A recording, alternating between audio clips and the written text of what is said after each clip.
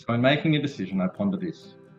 What will be the benefits of a decision, and will these benefits be worth the ripple at this moment in time?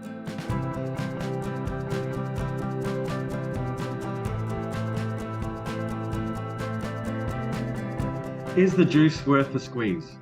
I first heard this maxim when it was shared to me by my colleague Chris Frost, who at the time was my PYP curriculum coordinator at UNIS Hanoi in Vietnam. I can't remember the situation he was using it in relation to, but the idea has stuck with me through all these years. Like all good sayings, the meaning of the words to me has become richer over time as I have applied its metaphorical logic when faced with a decision-making moment. I picture my hand squeezing an underripe lemon to extract some precious drops of bitter juice.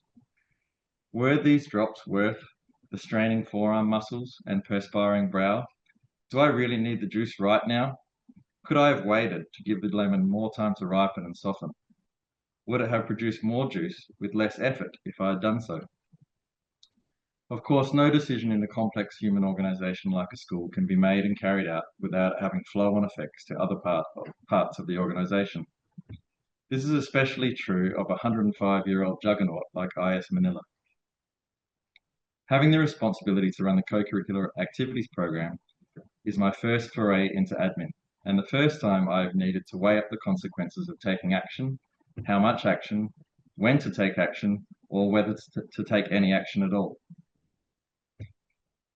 Take elementary school sports, for example.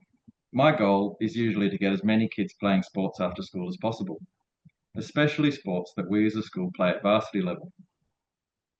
The more kids playing these sports at a young age, the more likely they are to continue through to high school and get all the many benefits of being involved in an organised team.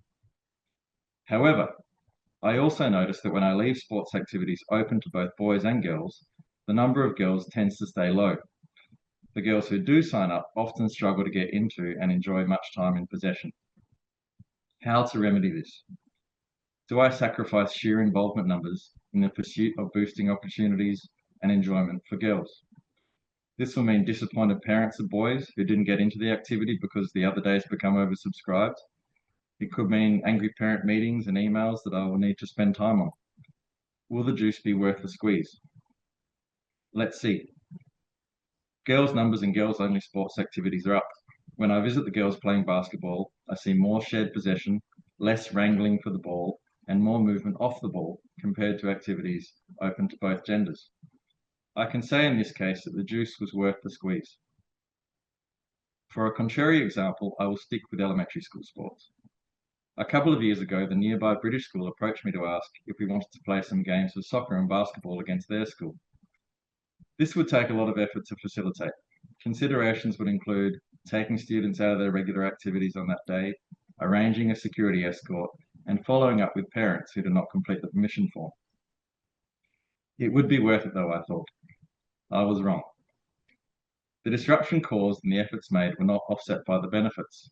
The teams were often mismatched on ability, and the different philosophy of the British school often meant that games descended into spectacles, where learning the game skills and concepts were sacrificed at the altar of short-term victory goals. The squeeze was ultimately not worth it. So in making a decision, I ponder this. What will be the benefits of a decision, and will these benefits be worth the ripple at this moment in time?